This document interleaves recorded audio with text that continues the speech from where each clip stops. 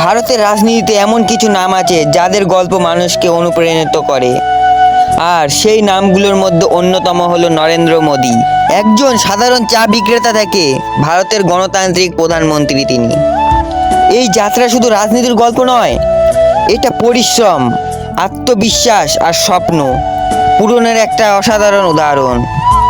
আজকের ভিডিওতে আমরা জানব কিভাবে নরেন্দ্র মোদী ভারতের প্রধানমন্ত্রী হলেন, তার জীবনের সংগ্রাম, রাজনীতিতে প্রবেশ এবং দেশের নেতৃত্ব পর্যন্ত পৌঁছানোর পুরো গল্প। সালটা 1950-এর 17ই সেপ্টেম্বর। ভারতের ভাটনাগার শহরের একটি সাধারণ পরিবারে জন্মগ্রহণ করেন নরেন্দ্র মোদী। তার পুরো নাম নরেন্দ্র দামোদর দাস মোদী। তার বাবা ছিলেন একজন সাধারণ চা বিক্রেতা। ছোটবেলায় মোদী তার বাবার সঙ্গে রেল স্টেশনে চা বিক্রি করতেন। একটু ভাবুন তো, যে ছেলে একদিন ট্রেনের যাত্রীদেরকে চা দিত, একদিন সেই ছেলেই বিশ্বের বড় বড় বৈঠকে বড় বড় প্রধানমন্ত্রীদের সঙ্গে বৈঠক করবেন। কিন্তু জীবন তার জন্য সহজ ছিল না। পরিবারে নানা আর্থিক সমস্যা ছিল, তবুও ছোটবেলা থেকেই মোদী ছিলেন পরিশ্রমী ও আত্মবিশ্বাসী। স্কুলে তিনি নাটক করতে ভালোবাসতেন, দেশপ্রেমমূলক চরিত্রে অভিনয় করতেন। বন্ধুদের মাঝে তিনি আলাদা ছিলেন তার নেতৃত্ব দেওয়ার ক্ষমতার জন্য। শৈশব থেকে নরেন্দ্র মোদীর দেশের জন্য কাজ করার কথা ভাবনা হলো। তিনি যোগ দেন আরএসএস-এ। আরএসএস ছিল এমন একটি সংগঠন যেখানে শৃঙ্খলা, দেশপ্রেম এবং সংগঠনের শিক্ষা দেওয়া হতো। মোদী সেখানে খুব দ্রুত নিজের দক্ষতার প্রমাণ দেন। তিনি ঘন্টার পর ঘন্টা কাজ করতেন, মানুষের সঙ্গে যোগাযোগ তৈরি করতেন এবং সংগঠনের গুরুত্বপূর্ণ সদস্য হয়ে ওঠেন। অনেকেই বলেন মোদীর রাজনৈতিক দলের ভিত তৈরি হয়েছিল এই আরএসএস এর জন্যই। 1980 সালে প্রতিষ্ঠিত হয় ভারতীয় জনতা পার্টি বা বিজেপি। আরএসএস থেকে মোদীকে ভারতীয় জনতা পার্টির হয়ে কাজ করার অনুমতি দেওয়া হয়। তিনি প্রথমে পর্দার আড়ালে কাজ করতেন, মিটিং আয়োজন, তারপর প্রচার সংগ্রাম ও কর্মীদের সংগঠিত করা, এইসব কাজেই তিনি দক্ষ হয়ে ওঠেন। ধীরে ধীরে দলের বড় নেতাদের চোখে আসতে শুরু করেন। তার বক্তৃতা, পরিকল্পনা এবং কঠোর পরিশ্রম বিজেপিকে শক্তিশালী করতে সাহায্য করেছিল। সালটা 2001। তখন গুজরাটের পরিস্থিতি খুব একটা ভালো ছিল না। বিজেপির জনপ্রিয়তা কমতে শুরু করেছিল।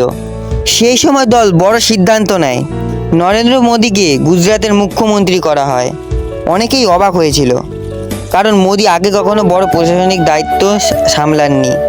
কিন্তু মুখ্যমন্ত্রী হওয়ার পর মোদী নিজের কাজ দিয়ে সবাইকে চমকে দেন। রাস্তা, বিদ্যুৎ শক্তি এবং প্রযুক্তি সব ক্ষেত্রেই নতুন করে কাজ করা হয়। ধীরে ধীরে গুজরাট মডেল সারা ভারতে আলোচনার বিষয় হয়ে ওঠে। তবে মোদীর রাজনৈতিক দলের বিষয়ে সবসময় সাফল্য ভরা ছিল না। 2002 সালে গুজরাটে ভয়াবহ দাঙ্গা ঘটে। এই দাঙ্গাকে কেন্দ্র করে দেশ জুড়ে ব্যাপক বিতর্ক তৈরি হয়।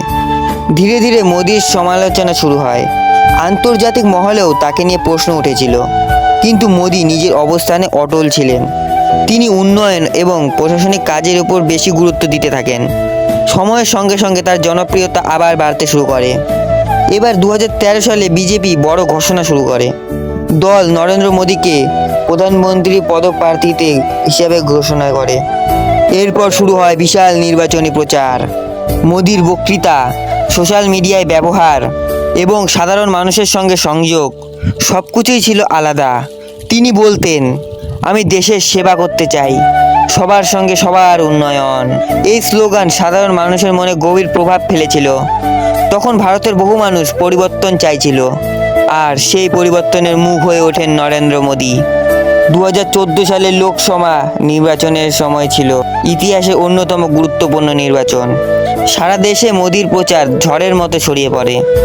হাজার হাজার সভা, লাখ লাখ মানুষের আশা এবং কোটি কোটি মানুষের আশা সব মিলে এক বিশাল রাজনৈতিক পরিবেশ তৈরি হয়।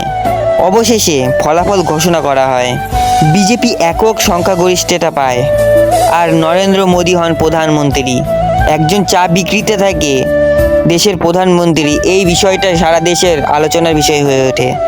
প্রধানমন্ত্রী হওয়ার পর মোদি একের পর এক বড় বড় প্রকল্প শুরু করেন, যেমন স্বচ্ছ ভারত অভিযান, তারপর ডিজিটাল ইন্ডিয়া এবং মেক ইন ইন্ডিয়া ও উজ্জ্বলা যোজনা। তিনি দেশের সফরেও সক্রিয় ছিলেন। বিশ্বের বড় বড় দেশের নেতাদের সঙ্গে ভারতের সম্পর্ক আরও শক্তিশালী করার চেষ্টা করেন। আর সোশ্যাল মিডিয়ায় তিনি খুব জনপ্রিয় হয়ে ওঠেন। এবার সালটা 2019, আবার লোকসভা নির্বাচন। অনেকেই ভেবেছিলেন এবার হয়তো বিজেপির জন্য কঠিন হবে, কিন্তু ফলাফল সবাইকে চমকে দেয়।